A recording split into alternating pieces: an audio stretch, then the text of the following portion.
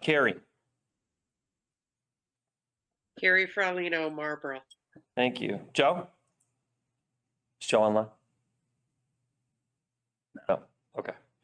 Mary? Mary Kochevsky, Marlboro. Thank you. Sue, did you make it on? Not yet. Not yet. Okay. Heather? Not yet. No. Mike? Mike Sharon, Hebron. Great. Thanks. Gabe? Marcus Hebron. Thanks. Eric? Eric Shevchenko, Andover. Great. Thank you. And Kirsten? Kirsten Hansen. Great. Thank you. And Mike Morris, Hebron. Okay. We have a quorum, thankfully. Appreciate everybody getting on time in that kind of hairy day.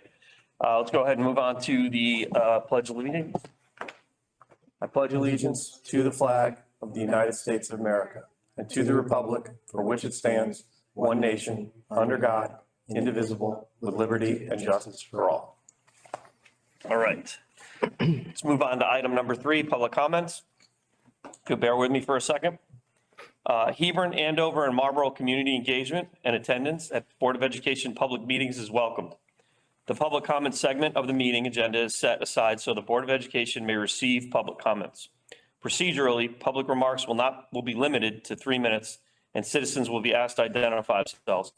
Because the Board of Education is limited by the Freedom of Information Act to discussing only matters on the agenda, the Board of Education is not permitted to engage in a discussion of the comments presented. And Gabe, if I could ask you to serve as our timekeeper, appreciate that. So open it up to online. Anybody here for public comment? Okay, there's a couple people, so I'll just call you out in order that Eric feeds them to me. So go ahead. Tina? Tina? Hi, I'm Tina Marie too, and I have 2 kids in RHAM School District. I want to thank the board for volunteering their time, and especially this evening. I'm surprised you guys all made it. My kids are tired and they wanted to play sports this winter season, but they opted out because they were too exhausted from a full fall schedule, which included the sports. And even now they take naps after school like kindergartners, except that kindergartners don't have 3 to 5 hours of homework every night. Whenever my kids see a dust of snow or even ice on the road, they wish for a 2-hour delay, not because they don't want to go to school, but just because they just want to sleep in. Teens that start school later are more focused, have better standardized test scores, have higher grades, and this also translates into a higher chance of being accepted into college. As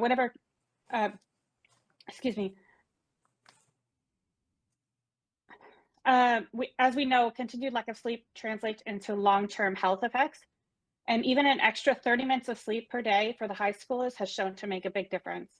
RHAM schools, especially the high school, should consider implementing a start time no earlier than 8:30 a.m. Connecticut and Massachusetts have the earliest start times in the country, and RHAM has one of the earliest start times in the state.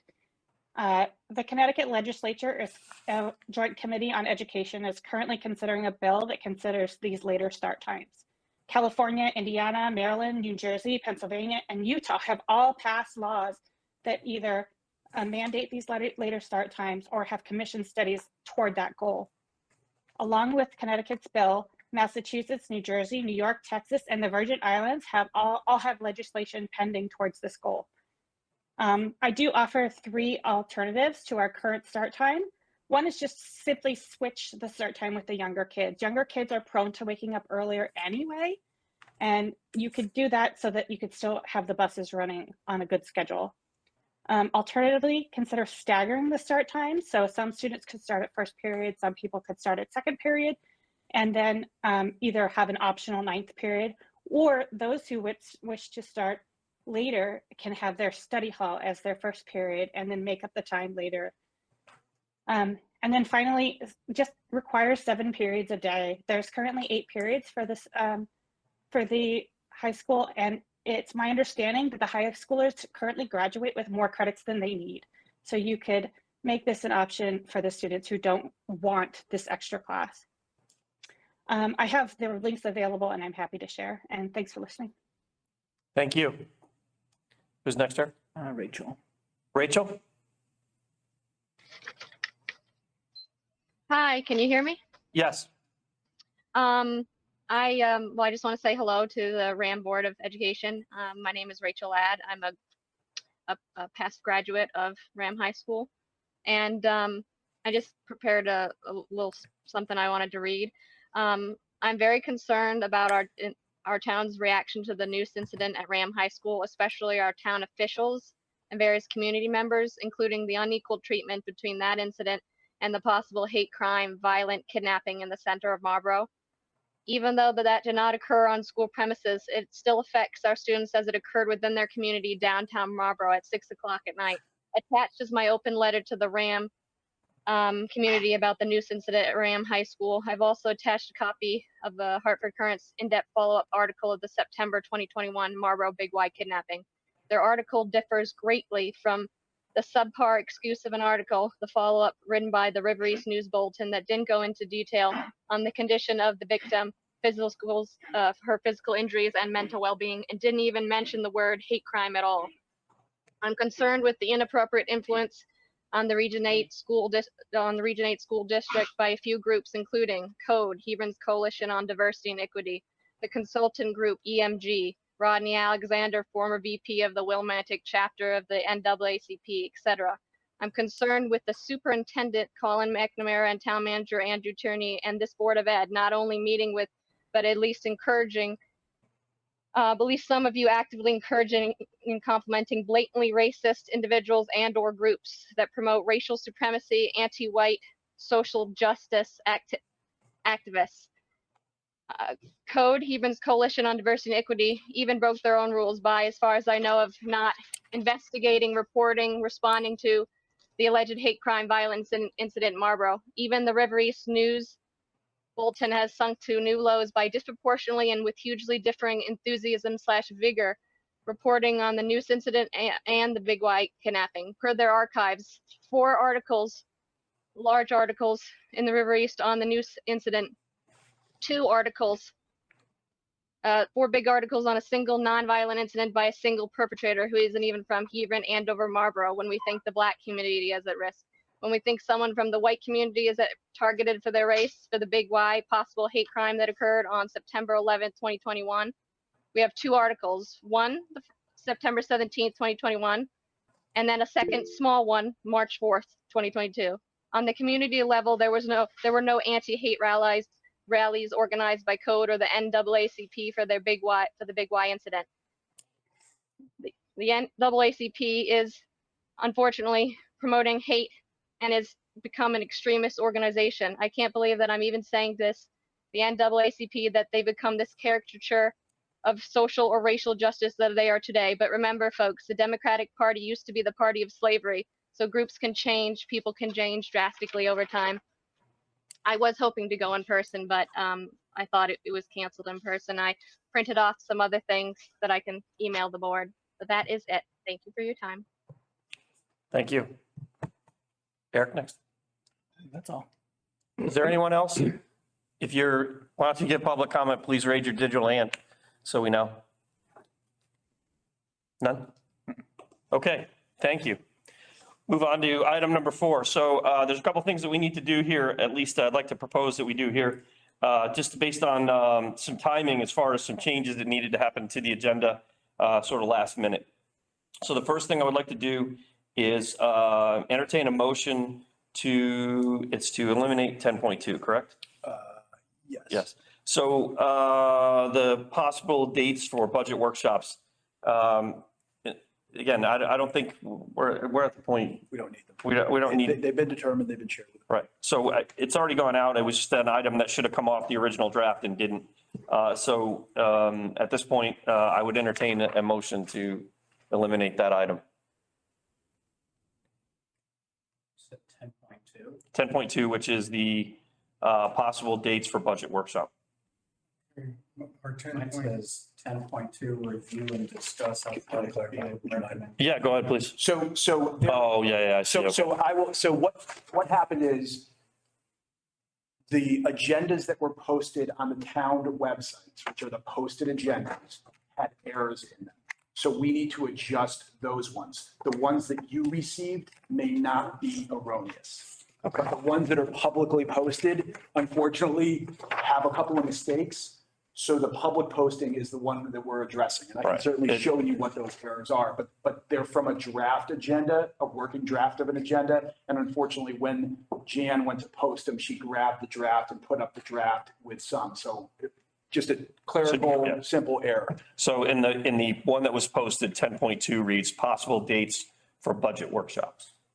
So, Gotcha. all right, sorry about that. Sorry Thank for you. the confusion. No, That's all right. appreciate clarification. Okay, great. Thank you, Gabe. I appreciate that. Is there a second? Eric, thank you. Is there any discussion? Hearing none on that, we'll go just do a voice vote. All in favor? Aye. Aye. Aye. I'll just wait online. If I hear any nays online, I'll wait. Any opposed? Okay, hearing none, then that will carry. 10.2 will eliminate from the agenda. That reads possible dates for budget workshop, and then So our new 10.2 is going to be review and discuss athletic field recommendations. right. And then the budget item the agenda item 10 that's on there for the unposted is 10.4 Board of Ed member involvement in strategic plan. We need to eliminate that, and then we'll replace it on the second motion. Okay. So all right, so go through that again. I'm sorry. Sure. So in the posted agenda, It reads Board of Education involvement in the strategic plan. So this was, okay, yeah, I got it. I'm sorry. Nope. So we had, Colin had pinged me about making sure that we had put it out to the board members who was available to participate in the strategic plan exercise we're going to go through. Thankfully, a couple of board members stepped up to participate, which is awesome. Really appreciate that because I know it's a lot between the subcommittee meetings and the up and coming budget meetings and the regular meetings. Totally appreciate those who made some time available to do that. But it's not really something that we probably need to discuss in this meeting. And then there's the discussion of the policy audit. which will follow up after this. So the first motion that I would entertain is to remove 10.4 on the posted agenda, which is the Board of Education member involvement with the strategic plan. So I'd entertain a motion to remove that from the agenda. I'll make the motion. Okay, Mike, thank you. Is there a second? Second, Gabe Marks. Okay, thanks, Gabe. Is there any discussion? Hearing none, we'll do a voice vote. All in favor? Aye. Aye. Any opposed? Okay, hearing none, that will carry. And then the final motion under 4 that I know of is proposed to add as 10.3, the discussion of policy audit. So this is, so the reason I want to add this is as we've been similar to what the facilities community or subcommittee has been doing. They've been working off of a plan, approximately a 5-year plan. Was that right? Was it 10-year plan or? I think it was 10. 10-year plan. And I know we've talked about potentially going through, doing some sort of an update at some point down the road. But similar to that sort of framework for having a plan to address the facilities needs, there's quite a bit in the policy realm that is either outdated or things that need to be updated to meet what we believe are the current statutes. And then on top of that, there's probably just some new best practices that frankly would like to have the discussion about potentially having a team that professionally does this, both bring us up to date as far as statute is concerned, and then sort of help us prioritize what are the things that we're missing or that aren't, probably up to speed policy wise, so that rather having to have a problem and then address policy around the problem, we're sort of leaning forward and having policy that's kind of the best practices already in place to kind of address and kind of link. Anyway, that's the discussion that I would like to have. So my recommendation in adding this to the agenda was, again, just to add the discussion of policy audit. All right, Eric will make a motion. Is there a second? Gabe's got this. Gabe, thank you, Gabe. Is there any discussion? Hearing no discussion, we'll do a voice vote. All in favor? Aye. Aye. Aye. Any opposed? Any opposed? Hearing none opposed, that carries. All right, and then finally, one other thing I would entertain a motion. There was a leave of absence request that came in, and it's a little bit time sensitive. It came in after the agenda was already posted, but we have the information, and so I'd rather address it in this meeting so that it facilitates the faculty member that it affects. And so I would entertain a motion to add 8.2, add leave of absence request. Kirsten? All right. Is there a second? Gabe, thank you. All in favor? I'm sorry. Is there any discussion? Hearing none. We'll do a voice vote. All in favor? Aye. Any opposed? Hearing none, that also carries. Okay. So those are the item 4 additions and deletions that I knew of. Are there any others? Okay. Hearing none, we'll move on to item 5, the student representative reports. Do we have our student representatives online? All right. Who wants to go first? I can go for, can you hear me? Yes, please go ahead. All right, I'll go first. So I just wanted to highlight 2 events that are happening soon, kind of like also in response to the incident, but also to like events that are designed to bring RHAM students more together and staff. So first we have Respect Day. That's coming up on February 16th. That's going to be where students and staff members, they should have received a Google form to fill out a size shirt they wanted if they were interested in wearing a shirt. So, and they are yellow with the words respect on them. So, and obviously that's something that hopefully we get a lot of participation in on February 16th. So we're looking forward to that. And based on an email sent out by Dr. Briscoe, we are also anticipating the UConn presentations for both students and staff members on equity and diversity work that's going to be happening at RHAM. So, and obviously there are many people anticipating that as well. So those are 2 events that I just wanted to touch on that are happening in the future to kind of like bring RHAM more together at this time. So that's all I have. Thank you. Okay, great. Thank you. You're up.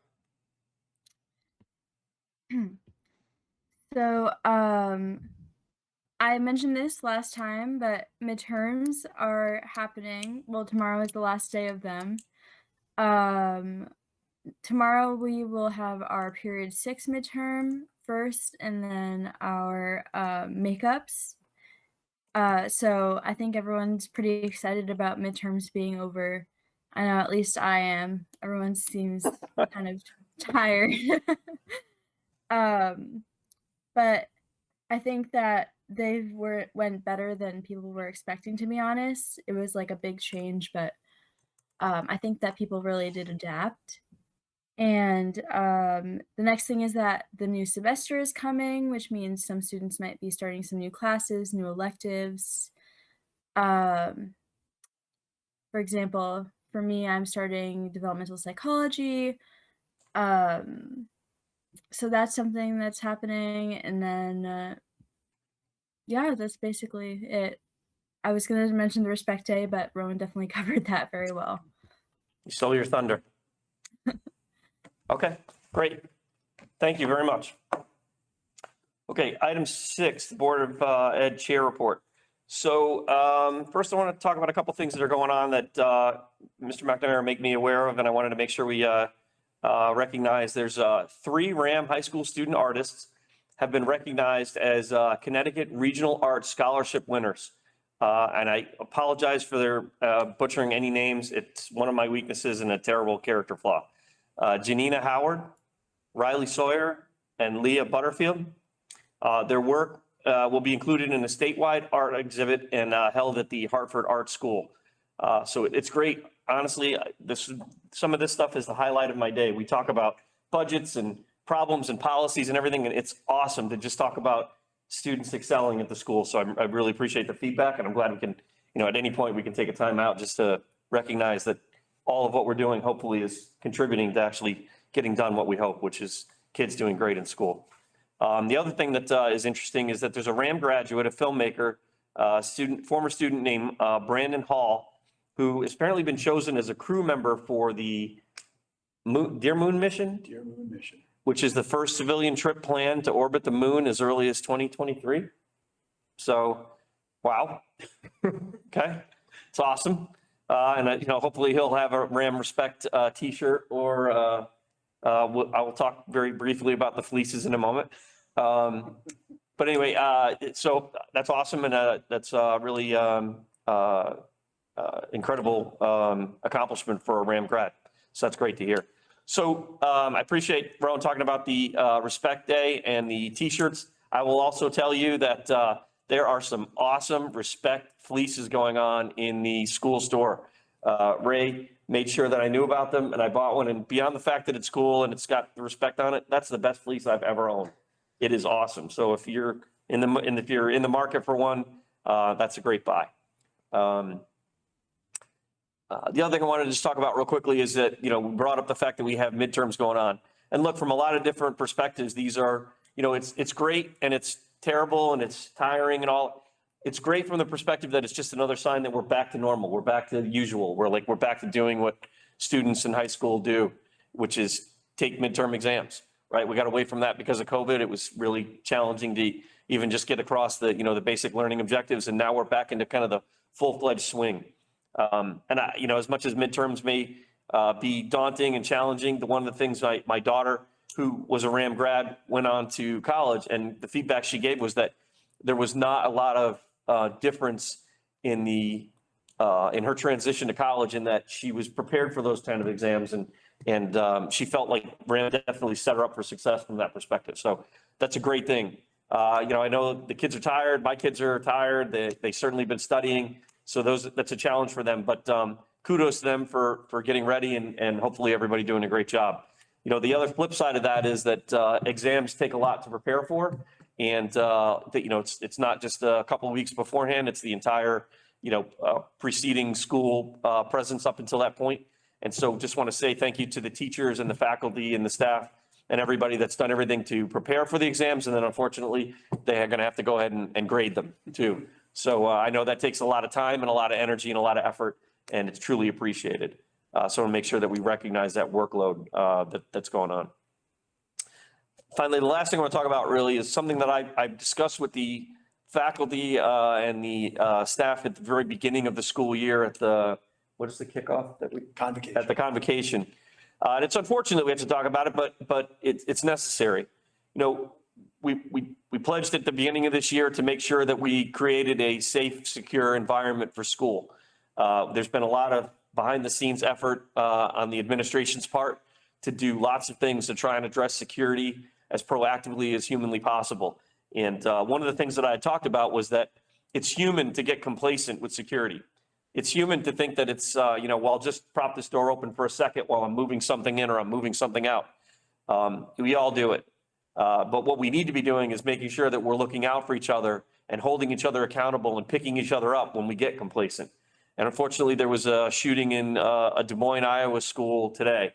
I don't know the details of it. I don't know if that had anything to do with it. I think it was a charter school. I don't think it was a public school. But regardless, it's just another reminder that, we just have to be responsible and careful and hold each other accountable to make sure that we do all those right, simple steps to maintain security and to see something, say something, and make sure that we're doing the best we can as a collective group to make the most secure environment we can here for the school.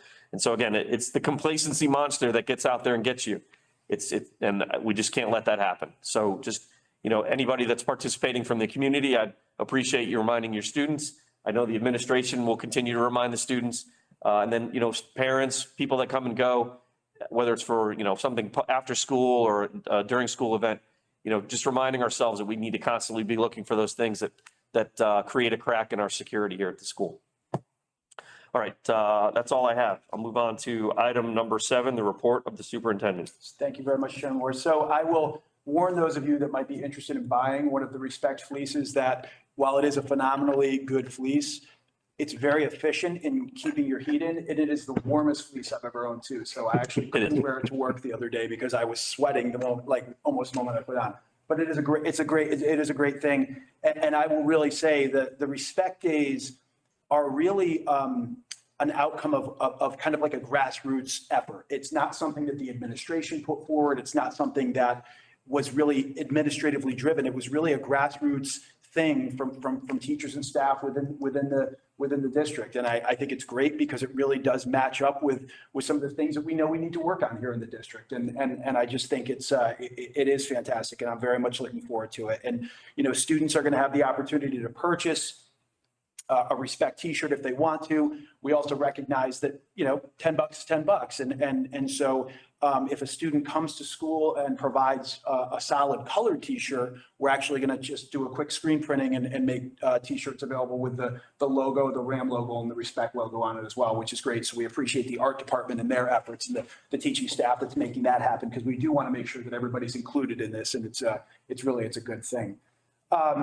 So I want to recognize our phenomenal middle school student musicians, and our phenomenal music staff who put on a great show last Thursday night.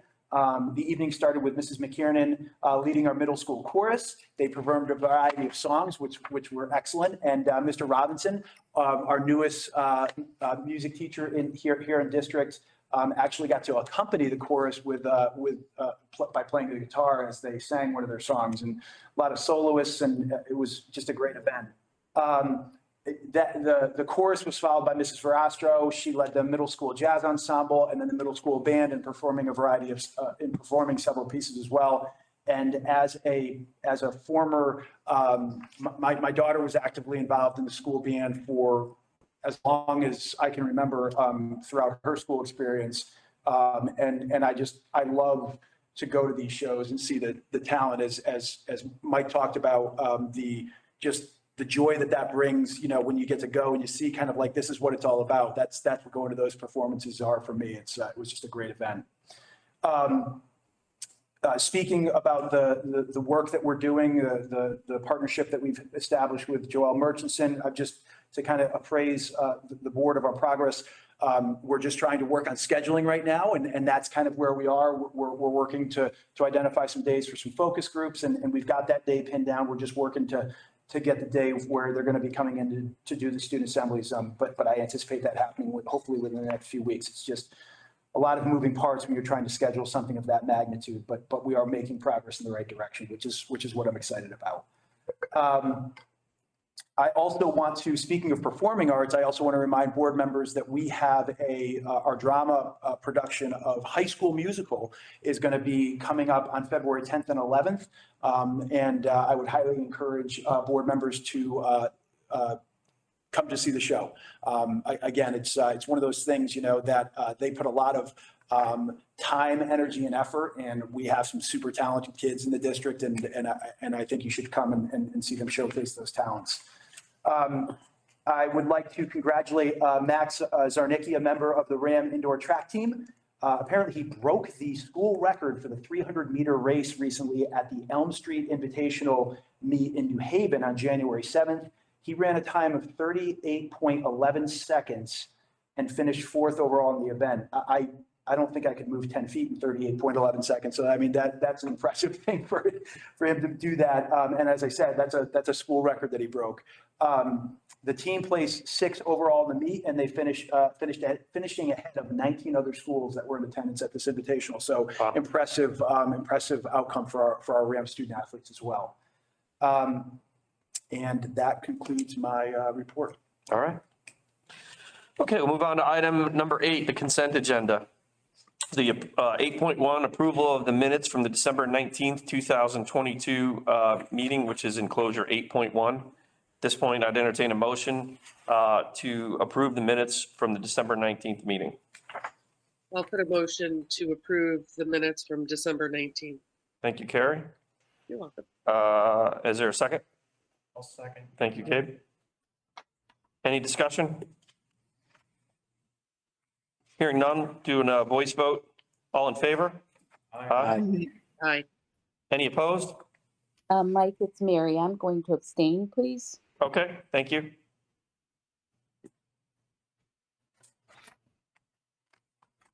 All right, any opposed? Hearing none, that motion carries, and so the minutes for December 19 meeting are approved. So 8.2. So The second portion is the item 8.2, which is leave of absence request for a Kathleen Gavin. Did everybody get this? I don't believe so. Okay. Just so I don't think everybody got this, so I'll read this. This was the leave of absence note that came to us after the agenda was posted, but we made the agenda addition in order to cover it. It's letter, as you're aware, I'm currently on maternity leave for the birth of my son, born November 21st, 2022. I am writing per union contract to request additional time of 6 weeks for child rearing. I previously arranged to return on February 6th under FMLA, but I would like to adjust plans and return on Monday, March 20th. I've notified the principal, Dr. Penny Bergdell, and my department coordinator, Mary Rose Mead, of my intentions. My current long-term substitute, Rachel Gabarty, has expressed that she is available to remain in the position until March 20th. I appreciate your consideration. Please do not hesitate to contact me should the need arise. Thank you sincerely, Kathleen Gavin, English teacher, RHAM High School. So at this point, I would entertain a motion to, where is it? Oh, yes. To approve the leave of absence for Kathleen Gavin commencing February 6th and ending on March 17th. Eric will approve it. Make the motion. Is there a second? I'll second that. Thank you, Mike. Mike Sharon seconds it. Is there any discussion? Hearing none, we'll do a voice vote. All in favor? Aye. Aye. Any opposed? Hearing none, that motion carries. Which takes us to item 9, old business. And item 9.1, which is a second reading of policy 6156, addressing enrollment in an advanced course or program and challenging curriculum, enclosure 9.1. You want to walk us through that? Sure. So, I can certainly explain, this is a second reading of the policy. This came to the board at our last meeting. It is a newly required policy per legislative changes. This was a policy that was reviewed by the policy committee, discussed at length by the policy committee, and their recommendation was to move it forward to the entire board for adoption. After the first reading, I did not receive any communications from board members that there were any questions or concerns about the policy as written, and my recommendation is that the Board of Education adopt the policy as presented. Okay. Okay. So let's, sorry, back on my, where'd it go? Okay. So being that it's a second reading there, this would be appropriate for us to make a motion to adopt this. Correct. So I'll go ahead and just put it out there to see if there's a motion to do so.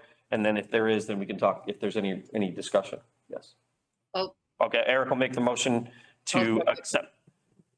Let me read it just so I'll entertain a motion to adopt policy 6156, addressing enrollment in an advanced course or program and challenging curriculum. Eric will make the motion. Was that you, Carrie? That was me. I apologize for interrupting. No, you're good. Are you seconding the motion? Yes, I am. Okay, thank you. All right, at this point, it'd be appropriate for any discussion? I'm sorry? Yes. Yeah, please. Please, typos are important. What page? The heading, Region 8 schools. It's all come together. We don't need to see it because, Addressing. The very first line, the Region 8 school. It says Region 8. Oh, yeah. Adopt it as, and I'll fix it. Okay, got it. Thank you. Takes a teacher to catch that. Okay, any other discussion? All right, hearing none, we'll do a voice vote. All in favor? Aye. Aye. Aye. Hearing, any opposed? Or abstentions? Hearing none, that motion carries. That policy is adopted. Which moves us on to item number 10, new business. Item 10.1 is the distribution of proposed 2023-2024 administrative budget. So Eric, if you want to transition over to the PowerPoint slideshow. For the board members that are at home, you're going to receive an email shortly providing you with a copy of this PowerPoint slideshow, and we will also be mailing home hard copies as well as hard copies of the budget book itself. But I will jump right into it. Everybody started to turn ahead. Yeah, let me just check. Is everybody online good to go? Do you have all of our board members that are online? Do you have a copy? Eric, go ahead and blast him the email. If you could, Eric can send it out to him super quick. They can see it on the screen. Yeah. Board members at home, Eric is going to send you an email right now. It's going to contain the book as well as the PowerPoint presentation. Thank you.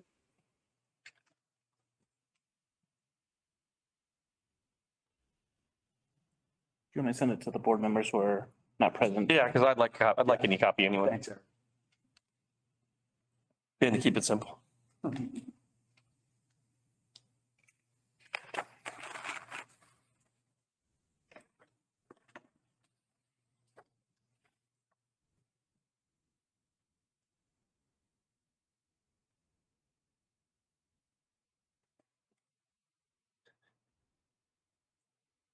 Everybody's reading ahead. Hmm? I said everybody's reading ahead. Stop. I know.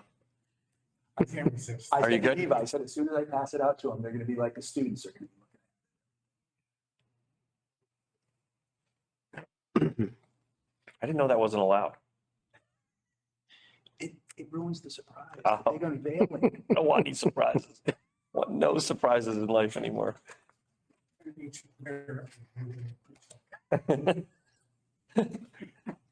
Yeah, give them time to think. That's right. The wit.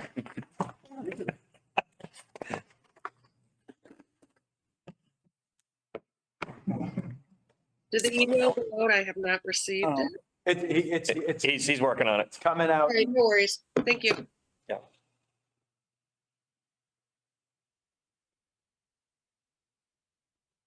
It's in its way, on its way. It should just have sent. For the members that are online, if you just give us a thumbs up when you're ready, I'd appreciate it.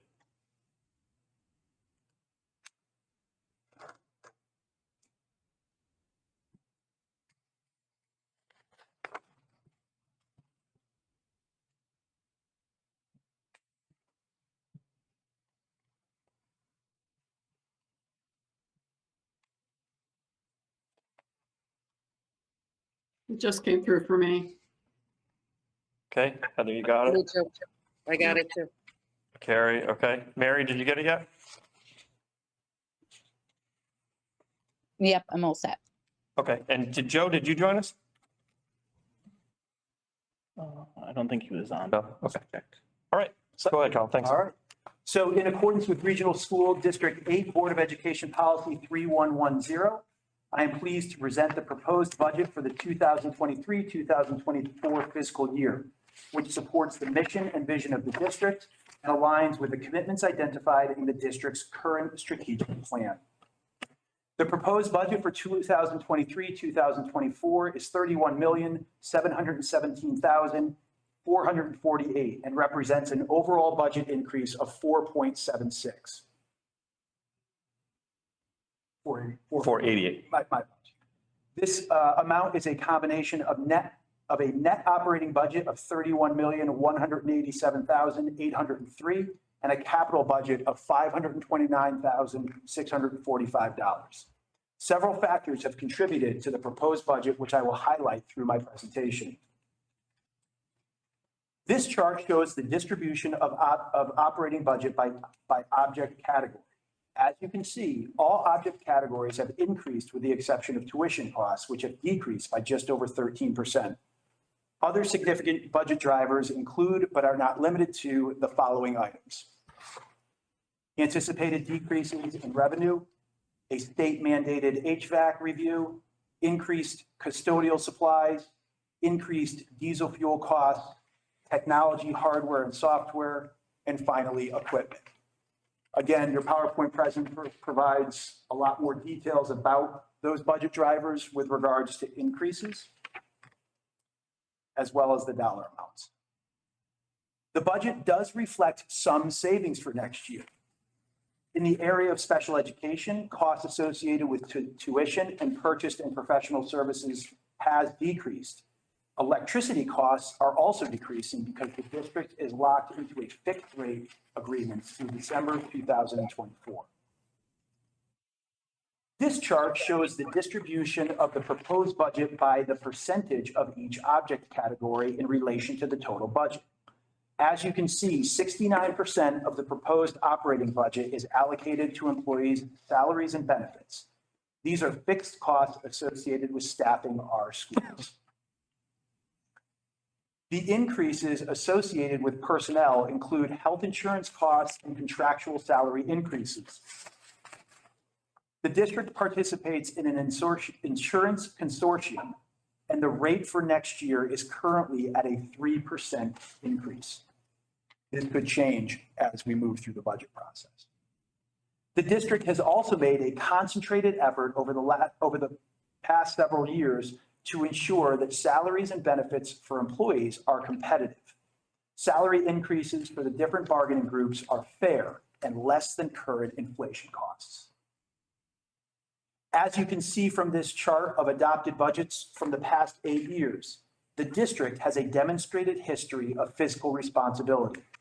Like other school districts across the state that are contending with rising costs, the proposed budget for Region 8 is responsive to our current financial climate. I do feel that it is important to highlight that the 22-23 budget included a $1,482,275 decrease in bond payments from the previous year. This bond payment decrease significantly reduced the 22-23 budget, our current budget, which would have been a 3.61% increase without it. When comparing RHAM to other regional school districts that are also secondary school systems, RHAM ranks among the lowest for per pupil expenditure. I think it is important to note that as enrollment in the district has declined, our PPE, or per pupil expenditure, has increased and will likely continue to increase as this decline continues. Speaking of enrollment, this graph shows the district's October 1 enrollment since 2015, as well as the projected enrollment through the 2032-2033 school year. For the October 22 report to the state, district enrollment was 1,188. As you can see, current projections indicate that enrollment will decrease through the 27-28 school year before increasing to numbers above our current enrollment in 10 years. As you can see from this graph, enrollment at RHAM Middle School is projected to remain steady for the next several years before beginning to increase by the 28-29 school year. RHAM High School is projected to decline in enrollment over the next 5 years before experiencing the influx of the increased class sizes of the middle school classes. It is important to note that over the next 10 years, the elementary districts feeding into RHAM are projected to increase their combined enrollment. This increased elementary enrollment will significantly impact RHAM in years to come, and we must ensure the district remains prepared to meet the needs of that increased student population.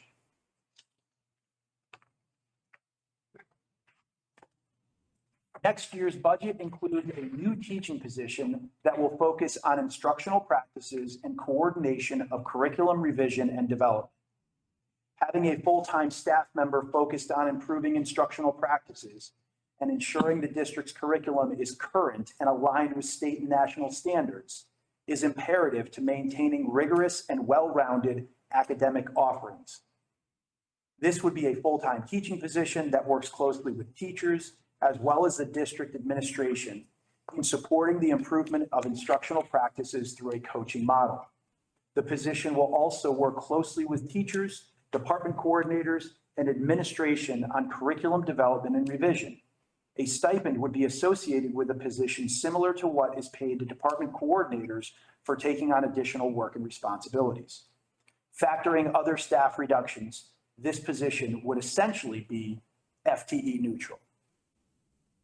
Another addition to the budget is the inclusion of the summer school credit recovery program that has been in place for the past 2 summers.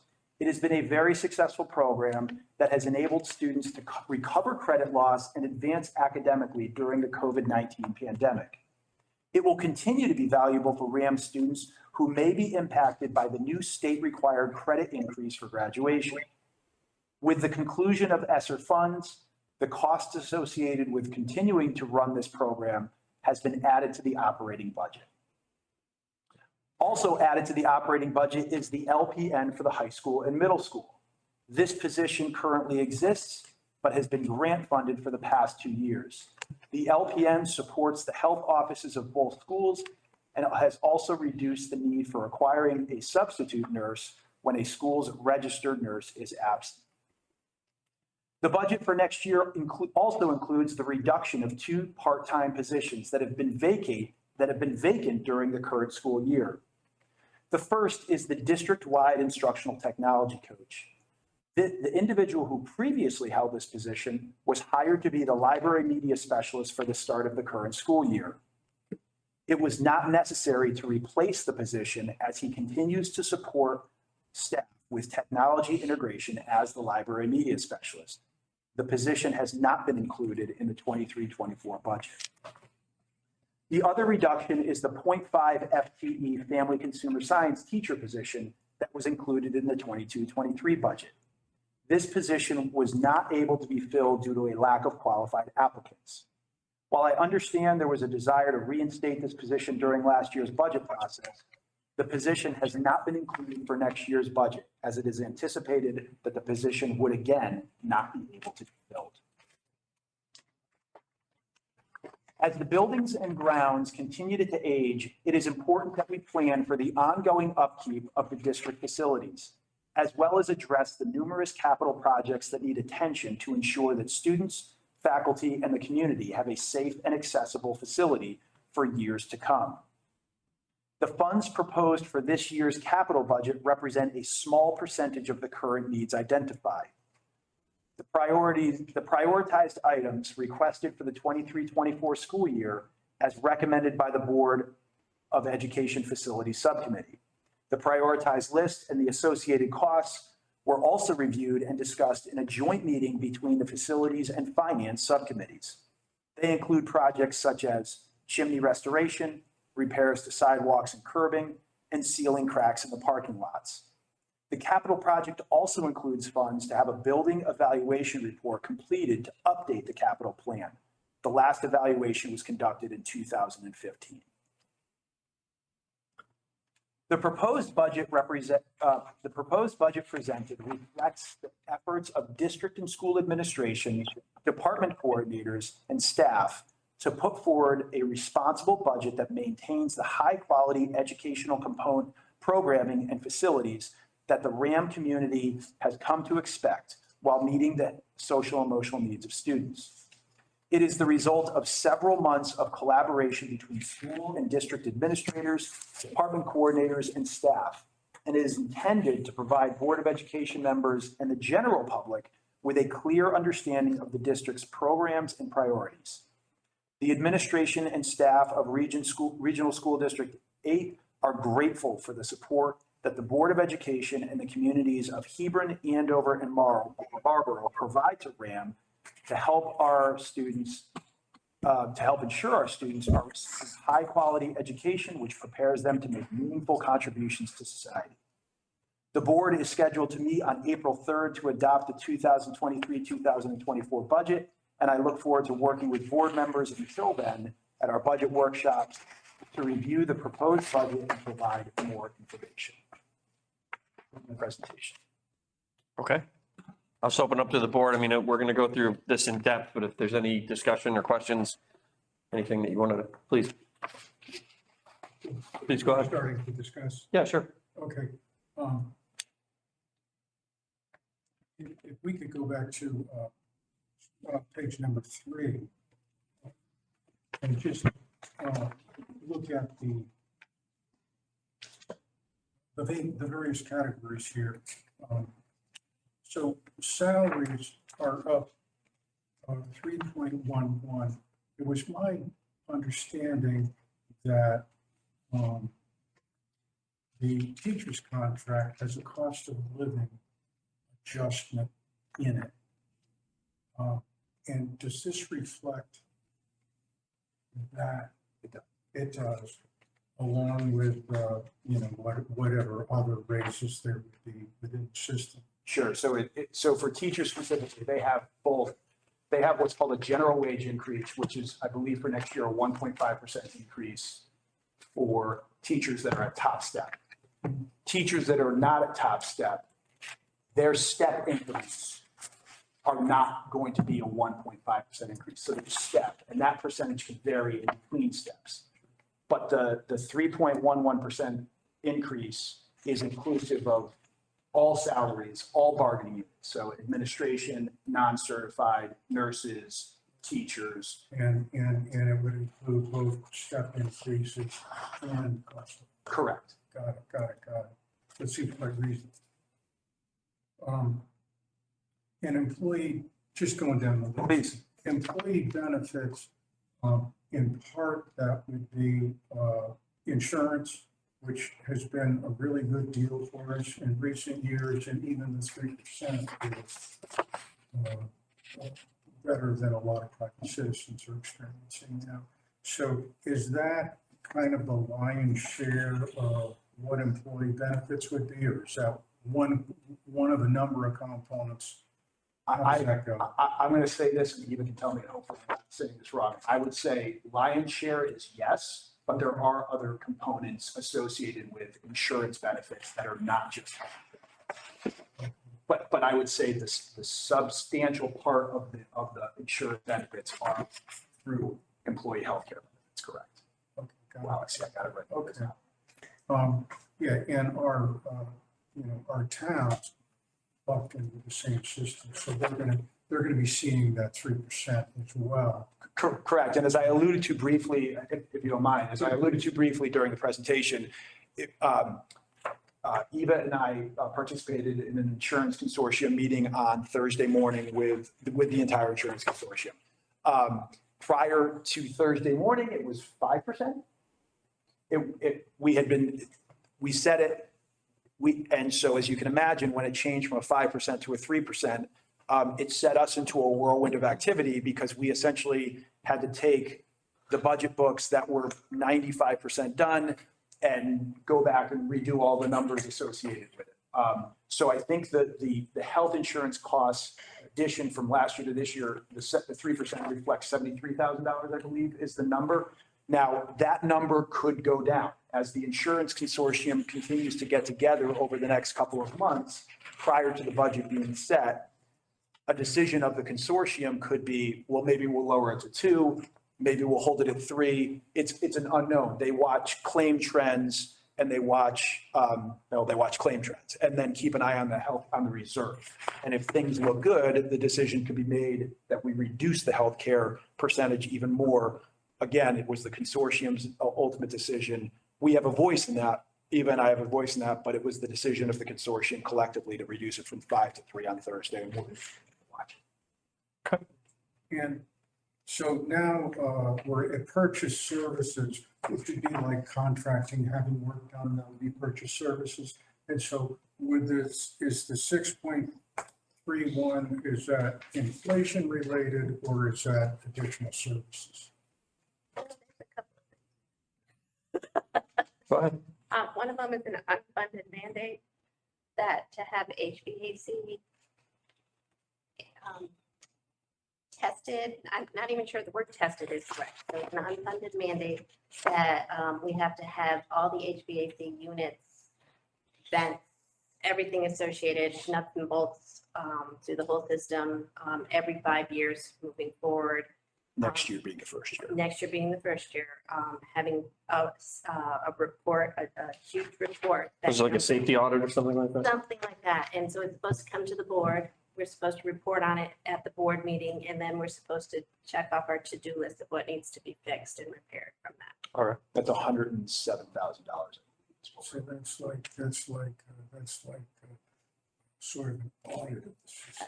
Yeah, it has to do with indoor air quality, and that's the big push, is to make sure that everybody's HVAC systems and indoor air quality is functioning as recommended. And that's like over 100K. Correct. How often is that to be performed? Every 5 years. Every after 5 it's years, done okay, initially. thank you.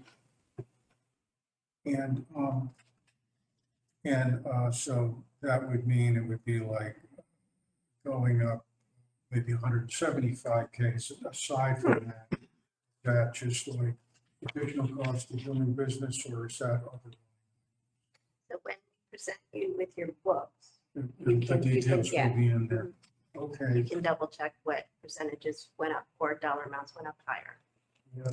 And our in-state tuition, that's when we're paying to send students out to.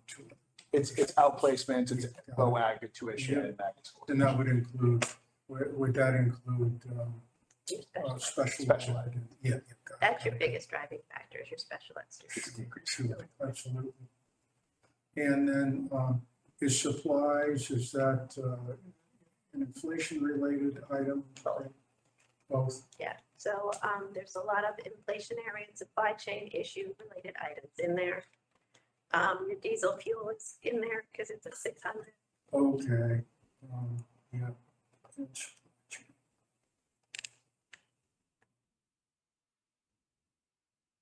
And yeah, so that's where we pick up energy too. Yeah. And then what is property? Property equipment, software, and hardware. And So in there, you're also going to have an unfunded mandate. okay. The cost, at a cost of about $79,000, just shy of $80,000. What's that for? In each of the bathrooms in both of the schools and 2 male bathrooms, we have to put feminine dispensing for napkins. Understood. Okay. And the rest of what's in there for property is just ongoing need. There's a baby grand piano. Oh, yeah, there's a piano. If I remember right, we also had some of the new, we're replacing a certain number of the Yeah, tech. There's the 60. the smart boards. $60,000 worth of. Right. Okay, I know what you're talking about. I know what you're, okay. Some of the classrooms still have the old overhead projector looking Yeah, things. yeah, I got that.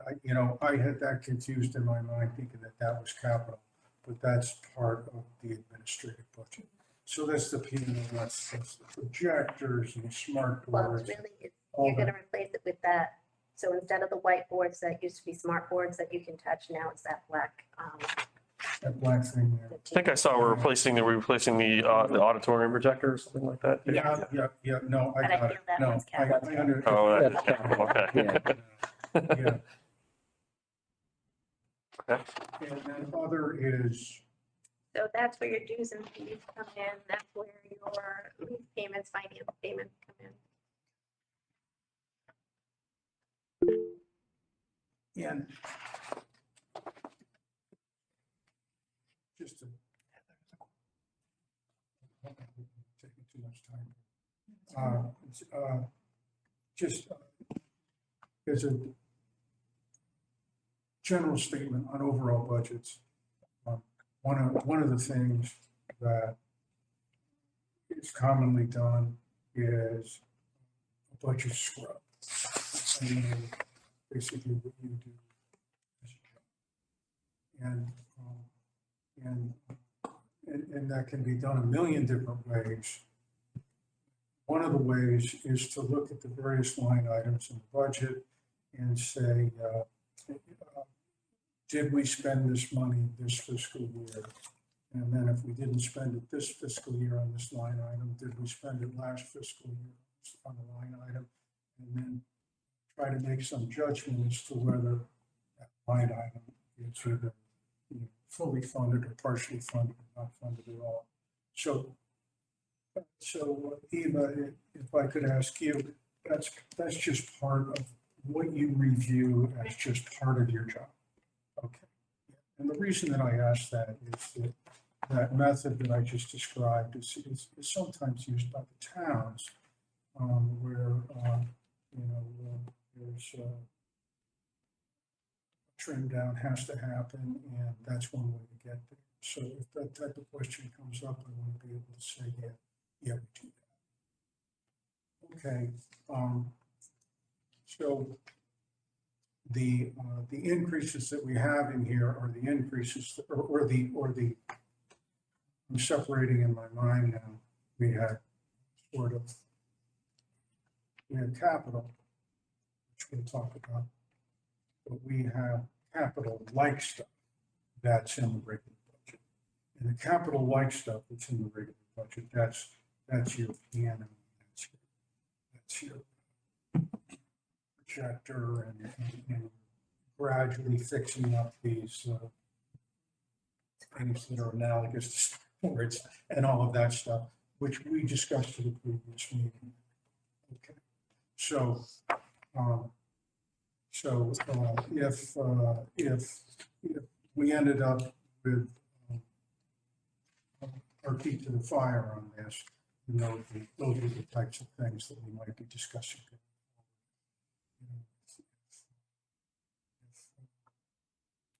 If we had to pull something off, then it might be something like the grand piano or something like that. Whereas things like salary, appearances, and all those types of things are, you know, baked into what we're doing, and, you know, we don't have a lot of choice. And the reason that I Actually, no choice, I think, really, honestly. yeah, and you know, and the reason that I bring it up is you know, we're at the beginning of a long process, as we all know, and we will be receiving feedback from the 3 towns, and we'll see where that's going to take us. Now, this is because this has been presented publicly, this is a public document. Yes. Yes. So, is there any objection to me? We will be together presenting this to the Board of Finance in Andover. My typical way of working the budget would be I would take this to the town administrator, spend a little time, get them of an understanding of the increases, because the town administrator is going through the same exercise, both for running the town and the elementary school budget. And the earlier that I can get them a heads up on what's happening at RHAM, you know, the better it is, and the better it is for, in my view, the working relationship. And then along the way, I make myself available to the Board of Selectmen, and just to not do the same type of detailed review, but just let them know, you know, what's happening and what our reason is. So the only reason I'm asking for this is I should discomfort with the members of the board. I just want everyone to know what I have in mind for my own actions, and No issues. yeah, and We'll post this on the website. No, it's public, and I mean, the more engagement we have, the earlier, and I mean, it is what it is, so we should start talking about it. start talking about it. Yeah, absolutely. And you know, and I think we're you know,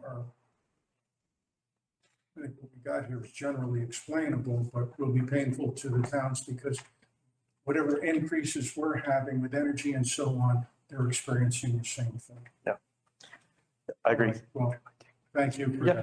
listening to my long wind. No, you're fine. As a matter of fact, I think, Heather, did you have something that you wanted to add? I'm sorry. Thank you. I think I figured out most of it, but in looking at the detail, the second document, does it show clearly what the unfunded mandates are and how many of them there are?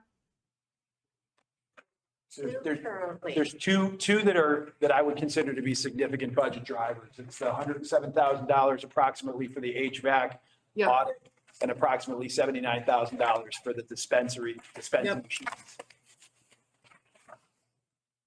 Okay. No, I'm good. I'm interested in the details, so you sent that. I've got it.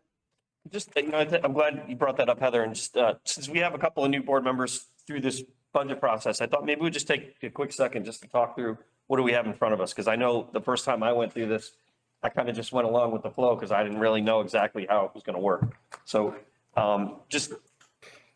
so what we'll do is, I think we talked about you saw the schedule on here.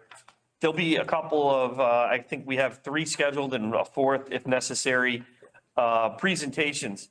It's an opportunity for the department heads and the folks that actually are feeding the information to the administration and say, here's what I need, to come in and tell us why.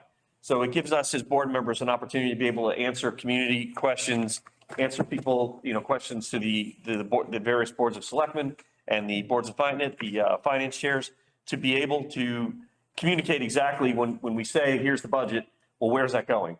It's a great opportunity to really get the staff in here, the faculty in here, and explain it in detail. And also, frankly, just get us more familiar with what's going on. I thought the last 2 years participating in it was the best exercise that we go through in the entire year, because it really does give you a full understanding of what we're doing here, how we're spending money, and how we get things done. So that's basically what those 3 meetings are. Excuse me. Yes. I assume that that's also 6:30. Yeah, yes, and there'll be invitations that'll come out, and it'll just like, yeah. And just also to be aware, so we got a book, the first cut, right? But I think Colin and Eva probably mentioned now that this it's a working document until we actually put it forward. And so, based on both our discussions as well as things like the insurance consortium and whatever other budgeting items, I think there's things that we've done in the past between now and the time that we put it forward. If there's any money from the previous budget that in some way, shape or form we can apply going forward so that it offsets something. So there's going to be a little bit of ebb and flow in this. And so this will get updated as we go. So it's not kind of a final doc yet. And then I would just say that the one thing that I think has helped us in the past to get a budget passed, because that's not always been the case with our 3 towns in the region, is the communication like Eric's talking about. It is what it is. This is not this. What's the number that we're talking about right now? 4.76% increase. I don't know what the other school systems, I don't know what the elementary school systems are going to be putting forward from the 3 towns, but I would imagine that it'll be a very similar increase, if not worse. Primarily some of the towns that are experiencing a pretty significant increase in students, they're kind of getting a double whammy in that they're going to get all the costs of the supply chain problems, all of the inflation costs, and on top of the fact that they just have to account for the fact that they're operating at a higher level because they've got more students coming in. So this is an uncomfortable time. This is not, last year's budget was 1.33% decrease. Nobody asked myself and/or Scott a whole lot of questions last year because we were basically coming to say we're going to decrease the budget by 1.33%. That's probably not going to be the case this year. There'll probably be a lot of questions. And I think the more we get the presentations and understand it, and we ask these questions, and like to Eric's point, make sure that we're familiar with what we're actually putting forward to the public, the better off we have a chance of actually getting it passed first time go, which is always a challenge. It's challenging. There's competing interests for the money. There's lots of other things going on in the town, in the 3 towns. And Eric has had some experience as were you the finance chair at Board of Finance. And so that experience, he's kind of always sort of reminded me about some of the challenges that the towns are facing as they go through their own budget process, and that we're generally, I think, their biggest customer anyway, right? We're generally their biggest ticket item. And then obviously the elementary schools, and then, very relatively small percentage on top of that. So what we do has a major impact on all of the towns. So anyway, that's generally what happens. And then if you could, Colin, just remind me of the dates, for the formal dates for when we'll go through the presentations from the staff. We will have meetings with the Board of Selectmen and/or the Board of Finance for the different towns. Generally, Colin will go and do those presentations. It's helpful to have the respective members of the board from their particular towns go and participate in those meetings. I know Eric generally does that for us for Andover. In the past, Dr. Benson Clark had done it for Marlboro, and I'm fairly comfortable that Sue Stolpe will do that for us in Marlboro, and I'm sure Carrie and Mary, if they're available, would participate. Same thing in Hebron, to the extent that everybody's available or are not available, it'd be great to help participate in that. But those really, that really helps us to kind of communicate to them. And then frankly, they communicate to the town. Here's where we're at. But those meetings will also happen. And then when is the formal dates for when we have to vote and or put things forward? So the public budget hearing and for the Region A is April 3rd. And then the annual budget meeting is May 1st and the budget referendum is May 2nd. So May 1st is when we have to put the formal, is when we vote for the formal budget. That's when you push it to referendum, Yes. but April 3rd is when you lock it We in. We lock it in, okay. Correct. So basically we have between now and April 3rd to work through to get to the point where we have a solid document that we're comfortable pushing forward for a vote. So I just wanted to go through kind of the process and make sure everybody understands sort of what we have to accomplish here between now and April and May. Yeah. I've been following in the local papers what the proposals have been for other school systems. Yeah. And they're all going up. The low that I've seen so far was 3.2 out of Glastonbury. The high that I saw with some special problems was 10%. Yeah.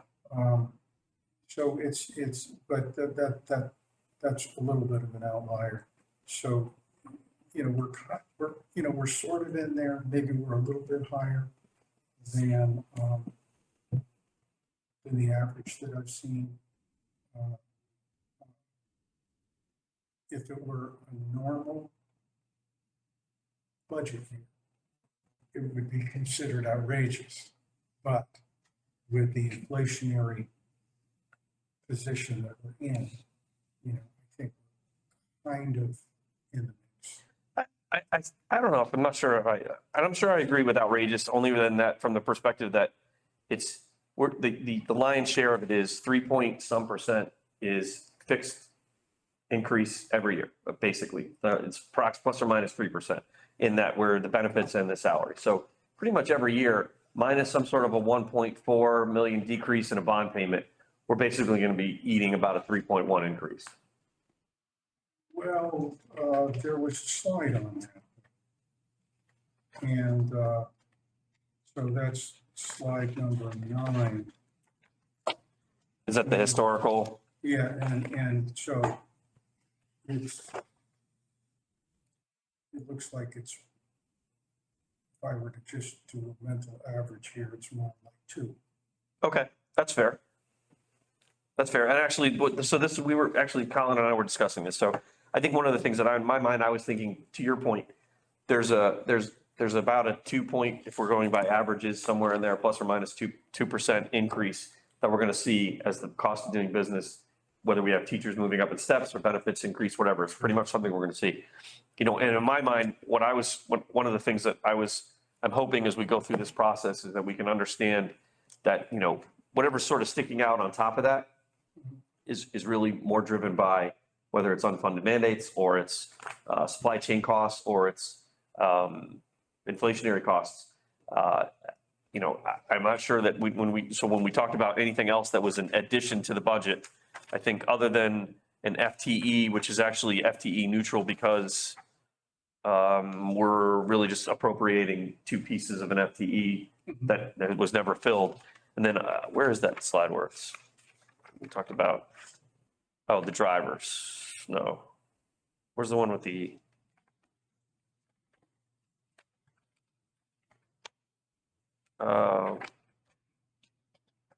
Where's the one that talks about the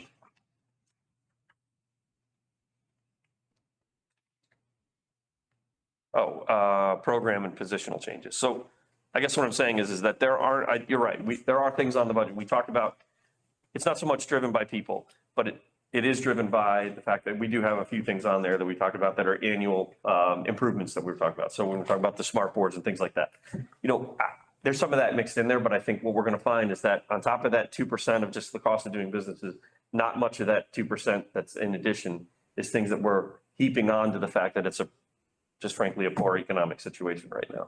Right. So, yeah. We just have to Got to be able to communicate it. Communicate that Yeah, well. I agree. The only thing in my recollection where, you know, the things like the smart boards and the news projector, I think people understand what those things were. You know, when it costs money to replace them, and sometimes you can't even get the parts and, you know, the whole deal. The piano, was that, does anybody remember how much that was going to be? I think we actually we're buying a used grand piano. That's the baby grand piano that's slated for replacement. Right. It was bought used when the building Oh, right, project okay. was put together I think it was 15 years old or so when it was purchased. Sure. originally. Do we know what the new one, 45-ish thousand. 45? It's 42, 45 in that range. Okay, something like that. Okay, we just have to be ready to push back. I get it. I mean, look, we're going to get pushed back on anything that's an ad this year because of the way the economics are. But I mean, at the end of the day, I also want to remind people that we can push this off, but kicking the can down the road isn't going to solve it either. I mean, these smart boards, we're not replacing all the smart boards. We replaced a few last year. I want to say we replaced a few the year before that. So this is just an incremental. So instead of biting off the entire gigantic lump sum that nobody really wants to eat. No, You know, I we're- get it. yeah. I'm not suggesting. No, I know. I'm just saying that, sometimes you get forced into kind of a face saving. You know, you say, well, okay, I can't really make this 4 3/4% turn into 2 3/4%, but I can do something.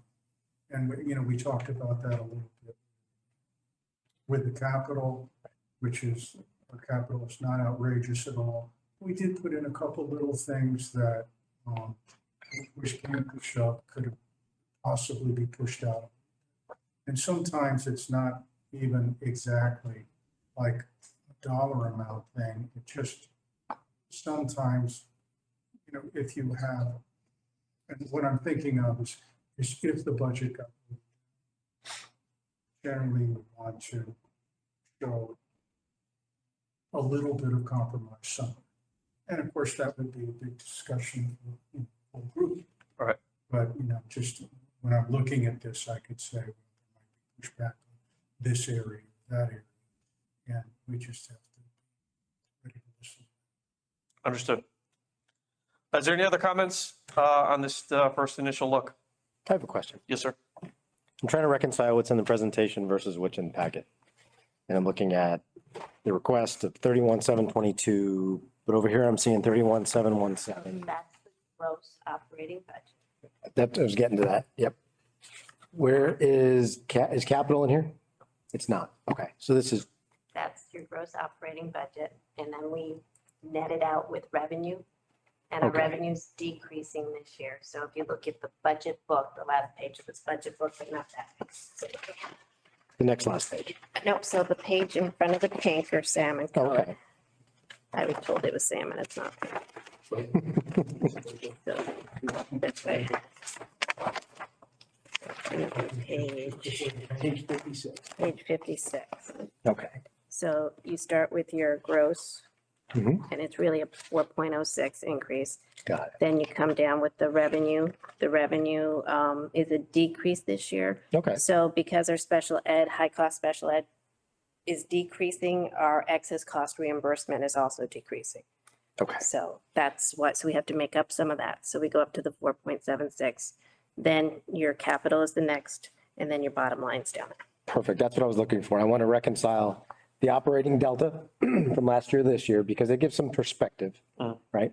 Same with the capital budget, right? I wanted to compare and contrast last year versus this year so we can see where the hit is the greatest. So thank you for that explanation. Okay. All right, it begins.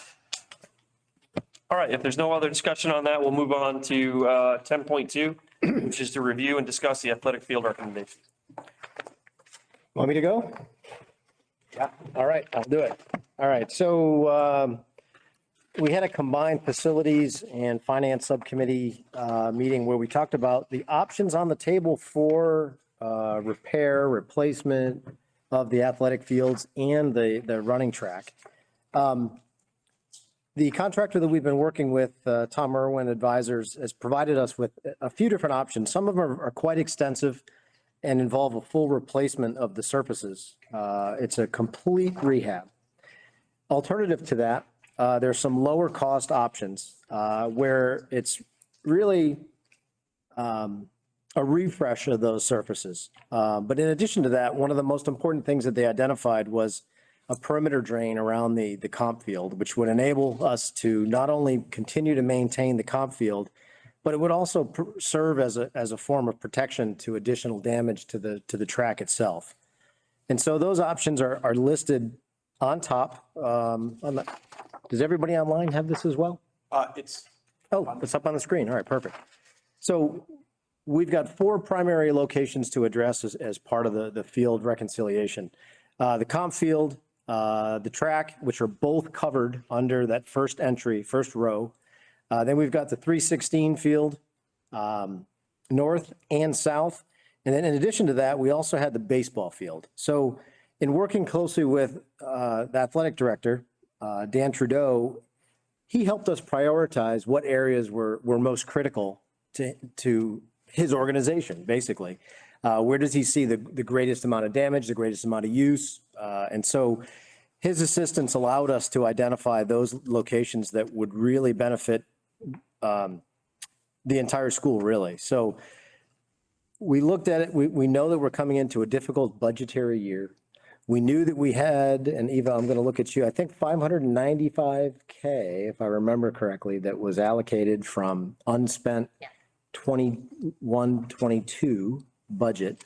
And so we're looking to try to remain under that $595K because the benefit in doing so is that it does not require us to add any cost to this year's budget proposal to execute this plan. So we've come up with a bit of a compromise. We'd like to work with Tom Irwin Advisors to come up with quotes to perform their alternative proposals, which cover the comp field with the perimeter drain, the 316 north and the 316 south. So those are the 2 fields that are adjacent side by side up by Route 316. And so the total for those areas is about $382,453. The alternative, I will say, and I don't think that we total those numbers, but the alternative to go with the platinum plan would have been, I believe, around $1.1 million to perform a complete replacement of all of the fields with new surfaces, new seating, new drainage, new everything. So basically, we recognize that our needs will be met. We believe that this will be a long-term solution. We believe that the surfaces of the fields can be recovered and put into a condition where they can be maintained effectively for the coming years. This is a long-term solution. This is not a temporary fix. And so we believe this is the option that gives us the most bang for our dollar. Questions? Or anything that I missed before we go to questions? The only thing I would say, just for all of the people who were on the facilities and finance subcommittee meeting with us, you may recall that the dollar amount that we were anticipating was higher than this coming out of that meeting. Right. Because one of the things that Mike stressed a bunch of times, but I want to make sure everybody understands it, is when we had our facilities finance subcommittee meeting, we did not understand that the $130,000 for the comp field alternative was inclusive of the perimeter drain. We thought that was an additional, I think 82 or 87K, yeah. Something. So we actually factored that into the cost, bringing the 382 up to 460. Right. It wasn't actually until Mike Schlehofer reached back out to Ian Lacey from Tom Irwin Advisors and was talking about it. And he said, oh, no. He said the perimeter drain comes with the 130. So we said, oh, this is great. So that's just something for us to think about. And, I think it's definitely, it's a good long-term solution for this issue. Hopefully it will, by addressing the perimeter drain around the comp field, it will help mitigate some of that weathering, erosion issues that the track is having. But I don't want to say with all certainty it's going to be like there is going to come a time where we will have to look at replacing that track. Right. It's starting to have issues.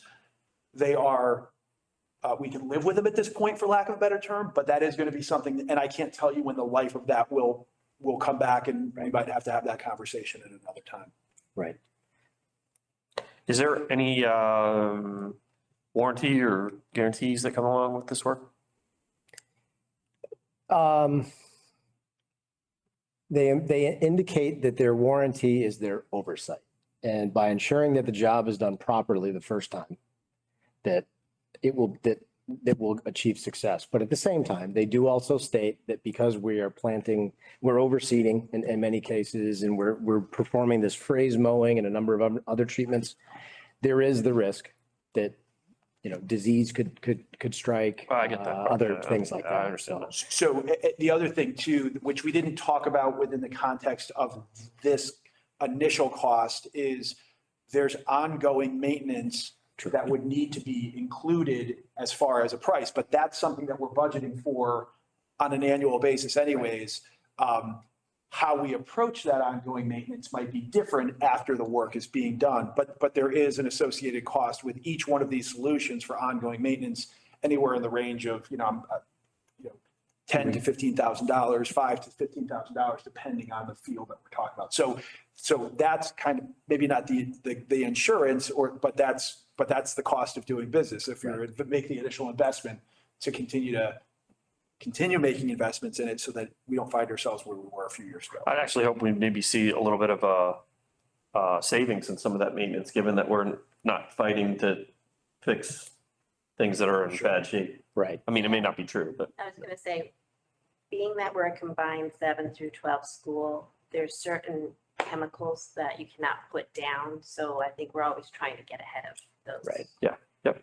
Okay. Right. So some of what they're doing is addressing drainage, right? There's slicing that they do that allows, because there's a fair amount of compaction in the soil, there's clay in the soil. And so they recognize they needed to address that. And so there is included in this plan to attempt to address some of the drainage issues. So we're trying to avoid standing water. The other thing to keep in mind is the new well comes with additional repairs to the irrigation system as well. So we will have a fully functioning irrigation system in place, which is not included. It's covered under the well costs that we've already approved and that are ongoing. So that we do have the support structure in place to aid in making this a successful plan. That's good. I'm glad we got that done if we're going to spend this money on it anyway. Yeah, that's why we're coming with this proposal later. Yeah. We wanted to make sure we were on a path to success with the well. Yeah. And with the well job and this work, this proposed work, it's still within what we could set aside, and there's maybe a few bucks for more help that I'm sure we'll need in the future. Exactly. That is another option, right? That does leave some on the table for us to consider offset. Yeah. Okay. Is there any other questions? Do we need to make motions on these? I think it would be good to. Okay. Should move forward with that. Okay. Do I need, how in deep do I need to read it? Or just the bottom, the dollar bottom? I think if you go with the dollar bottom and the recommendations coming out of the Okay. facilities subcommittee. All right. So I guess I'll just throw it out there. Is there any other questions, any other discussion that we need to have? Otherwise, I'm going to propose to entertain a motion. Okay. So entertain a motion to approve the recommended work from the joint facilities and finance subcommittees from the meeting that was held on January 10th that recommends the comp field alternative solution, the 316th North option 2 solution, and the 316th South solution, which is a sum total of $382,453. I will make that motion. Mike makes the motion. Second. Gabe will second that. Is there any discussion? Hearing no discussion, we'll do a voice vote on that. I mean Roll call. Roll call, yeah. Sorry. What did I do with my thing? Sorry, Bear with me one second. I lost one of my, oh, here it is, sorry. Okay, so we'll go around the room. Carrie? Yes. Thank you. Joe, did you join? Eric? Did you see Joe play? No. Mary? Yes. Thank you. Sue, did you join? No. Heather? Yes. Thank you. Mike? Yes. Gabe? Yes. Eric? Yes. Kirsten? Yes. And I will vote yes as well. That motion carries. Okay. Thank you very much, both Finance and Facilities Subcommittee. That's a lot of work. That's something, when we start on that? Oh, At least a year ago. it was, yeah. At least a year. A year's worth of work, just getting to the point where we could actually start working towards addressing the problem. So I really appreciate all that work. Okay. Item 10.3 is a discussion of the policy audit. So, and Chairman Morris spoke a little bit about this when he was discussing adding this as an agenda item, but I'll just quickly kind of recap some of the things that he talked about. As board members know, we've adopted several new policies this year that have been required due to legislative changes. It's not uncommon for the legislation to come up with new things that essentially have an impact to us and require us to adopt new school board policy. But we've really looked at one existing policy outside of those new ones, and that was our Title IX policy, the board may remember, which we did go through the process and we updated that and made sure that it was in adherence to current legislation. I will just tell you that in my brief time here and going through the policy handbook, just in dealing with situations that I deal with on a fairly regular basis, we do have some policies that are outdated. And as Chairman Morris said, and I've had this conversation with Carrie, who is the chairman of the policy subcommittee, it's important that we take a close look at our entire policy book to ensure that we are up to date with all current legislation. So we utilize the services of Shipman and Goodwin as our legal representation. They also have an arm or a branch of their organization that really focuses on school board policies. They're the ones, anytime I come to the board with an updated or a new policy or a recommendation for an updated policy, we utilize their services, their model policy services.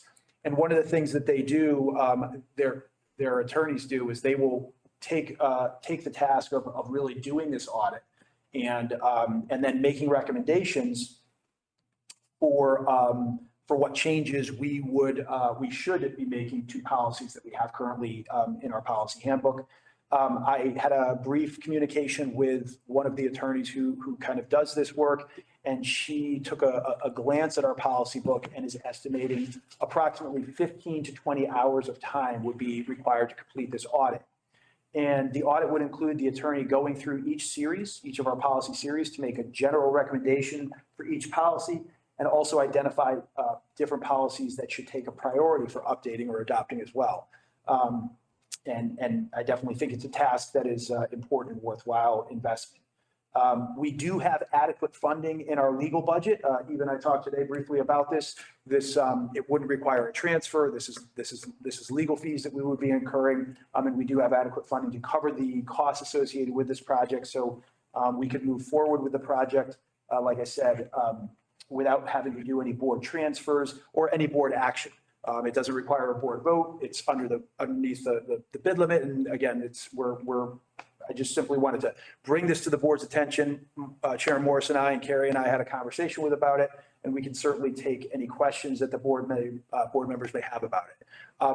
For Eric's sake, I will say that approximately 15 hours would be approximately $5,250. Just get in front of that question. I just know how to do this at this point. And up to 20 hours, it would be $7,000. So that's the range, about $5,000 to $7,000 is the cost associated with doing this. And as I said, we are doing just fine. We've not incurred significant legal costs here, so we're good. I think at the last meeting we established at some point, I think somebody even came right out and called me the policy nerd. I think that did happen. I think you did it. Did I say that? Okay, so I sort of took it on myself. So the thing that I've been sort of talking about this for probably since last year. I think Scott and I initially had talked about it partway through through last year. And with the change of superintendents, wanted to give Colin some time to get his feet on the ground. But what I'm really, my emphasis on this is that We can either chase policies around and try and fix things as problems pop up, or like what we do with the facilities committee, have a pretty good dashboard of what are the things that we are the kind of the lowest hanging fruit, biggest things that we need to apply time and energy and resources to, and start knocking it out that way. The policy subcommittee does a great job, and they've really, put forth some really great work, but I think we could maximize their time and maximize the impact if we had just a little bit better perspective on what's most necessary, right away. And at the end of the day, I certainly don't want to, I think there's some money to be saved by not getting caught in arrears with especially policies that are outdated from a legislative perspective. So that was my whole thought in pushing this forward and recommending that, we consider doing this. So I'll open it up. Any questions or comments or concerns? I think it's a good idea. I see the success on coming up with a forward-looking plan on the facility side. I can see how this can benefit the policy committee. Yeah. Okay. All right. If there's no other questions, we don't need a motion for that. I just want to make sure we brought it up and talked about it. All right, which brings us to 10.4, the financials in EVA. All right, so 10.4A is the proposed net favorable position, and I am projecting at this point in time, at the end of December 31st, 2023, a net favorable position of $577,366. The majority of the proposed projection is connected to salaries and employee benefits. Forward-looking revenue, we are looking for the excess cost payment to be coming in. So back on December 31st, there was a report, a first stage of the report that the Pupil Services Department had to enter and certify the high-cost special ed students. So their tuition, their transportation, all of that needed to be input. So when we finally get our February 28th payment, we're hoping that it's going to be around the 75%. Statutorily, we're supposed to get 100%. That has never happened. So just letting you know, the expenditures, all the departments are reviewing and spending their budgets as they had hoped. They are running into some challenges with inflation and supply chain issues and unfortunately bus driver shortages that compound the cost of certain items. Your capital improvement fund is focusing on the survey of the retention pond was completed. We also had an on-site review with the Wetlands Commission. After writing this memo, I got to participate in that. It was quite interesting to be able to walk around and see what they were taking into account, but it sounds like we will be able to proceed forward. We're just waiting for some finalization of some odds and ends there. The irrigation well replacement is scheduled to be drilled in February. They're really hoping for some freeze or frost on the ground so that they don't create any more ruts and or ruin any of the grass in that specific area because of all the heavy equipment. The cafeteria coolers that were slated to be installed back in June, we're still awaiting the finalization of those, and we're really hoping that they're coming for this summer so that we can get them all installed. Are there any questions? Oh, the capital non-recurring, yes, we still have not heard anything from the state regarding the DOT project after having some inquiries.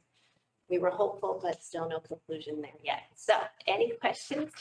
What I've presented so far? Remind me, when did that start? Oh, that was like 2 years, 2.5 years ago. That's been on there. It was a long time.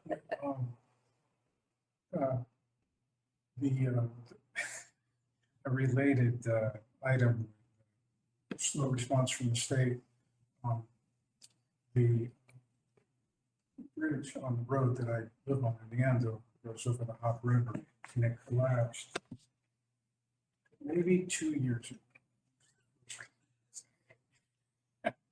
And so when I went to the town administrator to just sort of begin to talk about budget, talked about that bridge. And so I said, well, what's happening with the bridge? And because it's, the funding's in place and, and what he said was that there was mass retirements in the state of Connecticut. And that affected the engineering end of the state. And so the state actually actually designs the bridge for us. And getting that design completed is something that just keeps getting pushed back.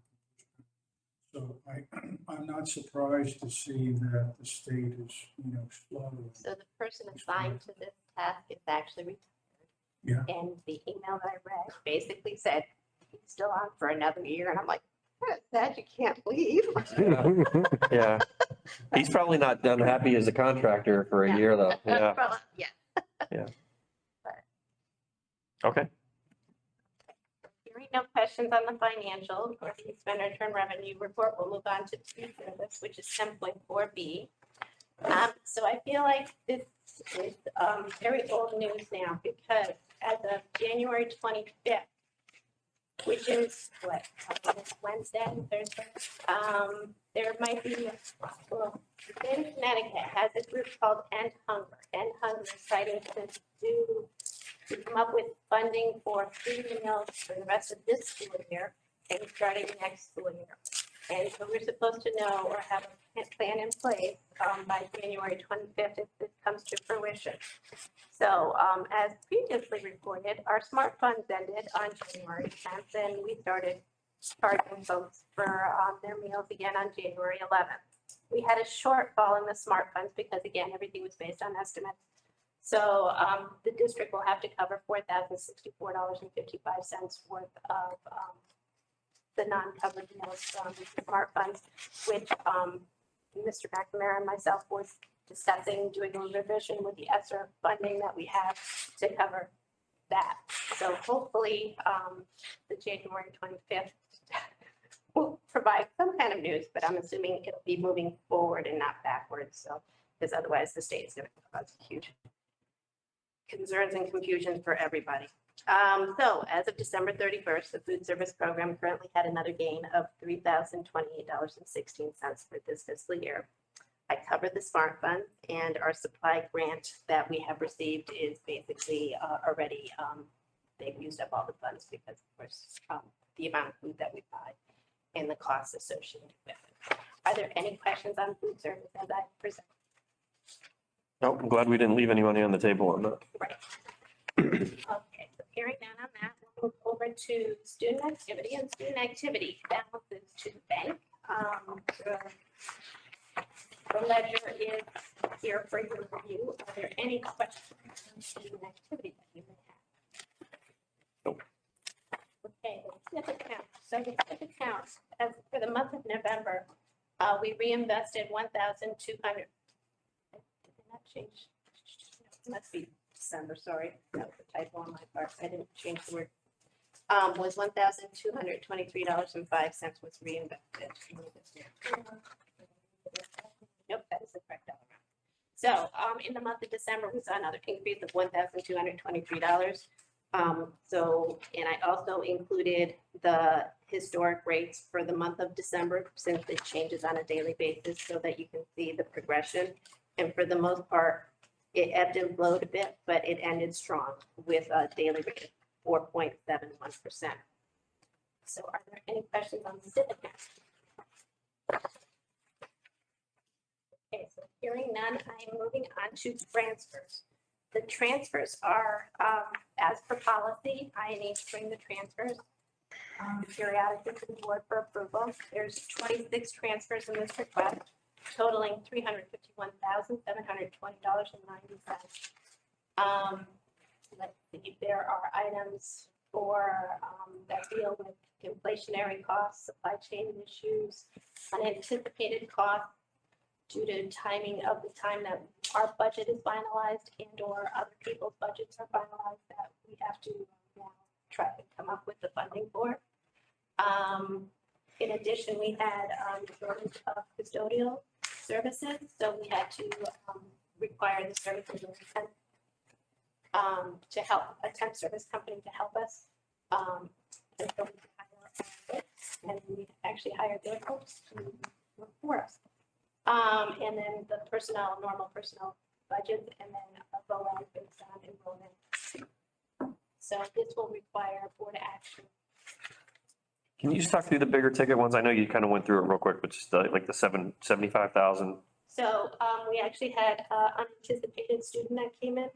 And due to the transportation driver and in relation to the new student, there's transportation driver shortages.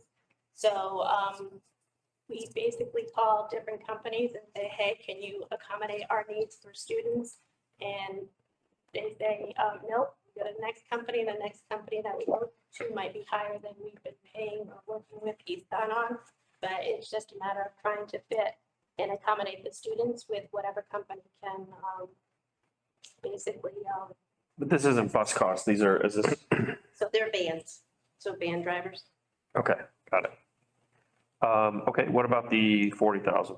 So again, we had an unanticipated student arrive, so Okay. the student had services that were not budgeted for. Understood. The 36,000, So again, item 90, journal entry 98. yep. So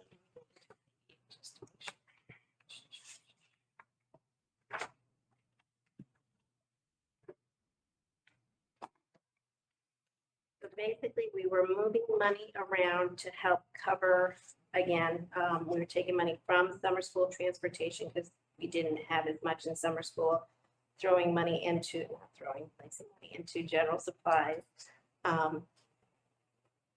to help cost, again, cover inflationary costs, help nursing get some items in there and some other items that people have wanted, and unfortunately the costs are prohibited or they can't get them, so they have to get something else in a replacement of. So again, this is like sort of quarterly, so that's basically a cost that was actual and some was projected out. Okay. You talked about the custodial temp services, the personnel pieces. Can you just talk through that real quick? So basically, we have a lot of movement when it comes to nailing down extra duties for folks. So your hourly staff, they're doing chaperoning in that item, but in this 100,000, I'm actually taking money and I'm actually freeing up the money and putting it into unallocated. Okay, got Because it. we actually had it going the other way. Okay, and then the VOAGs is just tuitions that we weren't. Yeah, we were, anticipating. yes, Okay. we had a couple of more students than we had budgeted for. Okay. Any other questions before I make a motion or propose a motion? No. Okay, so let's go ahead and put it on the floor, then we can have a discussion if necessary. So I'd entertain a motion to approve the budget appropriation transfers of the grand total of $351,720.90 as outlined in this memo 10.4. Eric makes that motion. Is there a second? Gabe will second that. Any discussion? Hearing none, we'll do a voice vote. All in favor? Aye. Aye. Any opposed or abstain? Hearing none, that motion carries. Okay. Great. Okay, let's move on to the committee reports. Facilities. Nothing additional to add other than what we discussed about the athletic fields. I am looking forward to us getting the engineering assessment on the facility. And so we'll keep the board abreast as to when we think that'll be in hand, and perhaps we'll do a review. Okay, great. Finance? We just had that joint meeting with facilities that we already talked about. Okay. There's been, I don't think there's been any negotiations, movement since last month.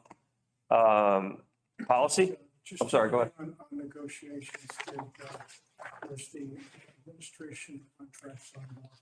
It was signed off, it was turned into the town, it was submitted to the town clerks for the 3 different towns. It probably went 30 days late last week. I have to look at a calendar and count it, but we should be well beyond the 30 days. Okay. Thank you. You're welcome. Policy? Carrie? Aside from the policy review we talked about at our last meeting, we were discussing the dress code policy. We will be meeting again February 14th, and we will be adding a couple additional board members for some different perspective as we try to work through this policy. Okay. You're talking about board members participating for the discussion purposes? Yes, it was suggested that Heather and Sue be included in the next meeting for our discussion on Okay. this topic. And Okay. then once we, get through everything, it will, if a policy update is made, it will go to the entire board. Okay. And then program. Yes. Colin and Penny met with us and provided us information related to the impact of the upcoming retirement of Paul Bancroft, who, as you all know, is the EMT and CERT classes for RAM. Both of these programs are popular with students, and the CERT classes are actually one of the choices that of an elective that students can use to acquire one of the health credits they need for graduation. The administration shared that it's going to be extremely difficult to find a certified teacher with Mr. Bancroft's unique background and the experience that he has that basically makes him qualified to teach the EMT classes, and he has the necessary teaching certifications from the state. So the administration is looking at some options such as like contracting with someone with EMT background and then having a RAM teacher with certification to be the teacher of record, so that they can have basically receive high school credit for the course. The training for CERT is less intensive than it is for to become an EMT teacher, because I guess you have to actually work full time as an EMT for a specific period of time. So his unique qualifications would be difficult to find in a single teacher. So they are looking at all options at this point, and they're going to keep us updated on their progress. Okay. Thank you. So facilitators, why don't we talk about CABE first? So I just got in contact with CABE. They're putting me down as the liaison for our district, and I will be working with them to find if there's any opportunities for any of their subcommittees to participate in, and I will be getting their monthly newsletter so that I can keep the board abreast of any opportunities for professional development or advocacy. Awesome. Okay, great. Thank you very much for stepping forward to fill that position. No problem at all. EastCon, so I will serve as the EastCon rep. Okay. So if you want to go ahead and let them know, and if you could ask them to maybe just give them my phone number and ask them if they could reach out just to kind of update me on how I plug into that would be great. So just before we move on, we, as part of the new year, we get to develop the committees and identify the reps and identify the facilitators.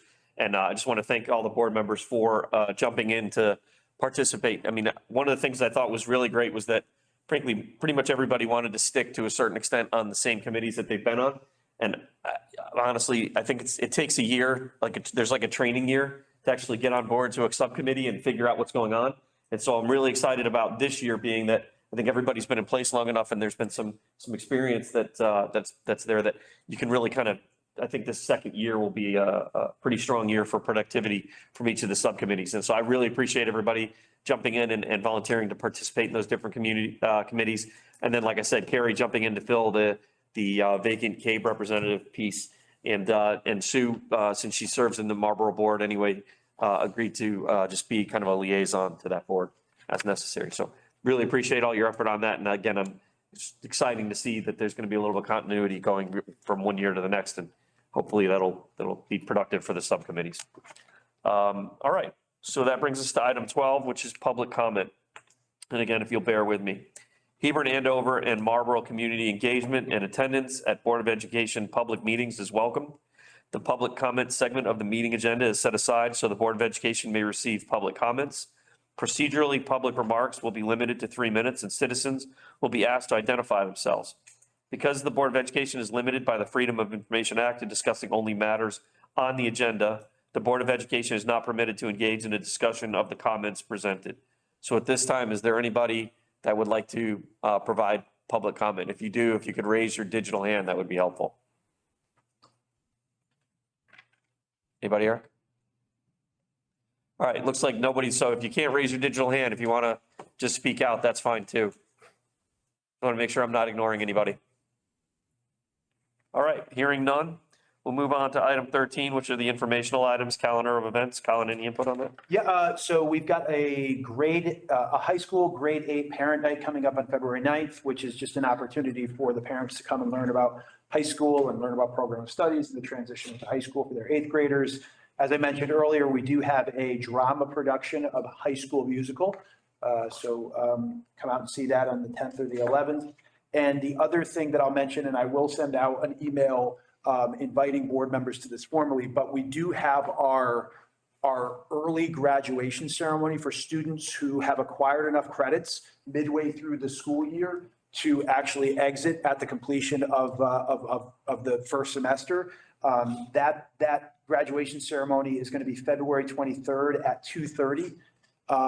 And we have a snow day, and I don't have the snow day written down. I apologize for that, but there's a snow day for that as well because it is February in Connecticut. And as I said, I'll push an email out if board members are interested in coming. Then You said 2:30. correct, it's an afternoon. Yep. Okay. So, but that's those are the three things that I wanted to mention. Okay. Any questions, comments? Oh, and one other thing. Yeah. Unified basketball is starting up. I'll send that out, dates for unified basketball. If you've never been to a unified basketball game, I would highly encourage you. It's awesome. They're really, really fun events to come to. There's, I think, 4 home games over the course of like February and maybe into March, but yeah, it's something special to see. Okay. Which carries us to 13.2, student in school, out of school suspension report. Anything, any trends, anything that we need to know about? Okay. Any questions on that? All right. Hearing none, then that brings us to item 14, which is an adjournment. So I will entertain a motion to adjourn. Thank you, Gabe. Is there a second? I'll second. Thank you, Mike. Any discussion? Hearing none, we'll do a voice vote. All in favor? Aye. Any opposed? Hearing none opposed, that motion carries and we are adjourned.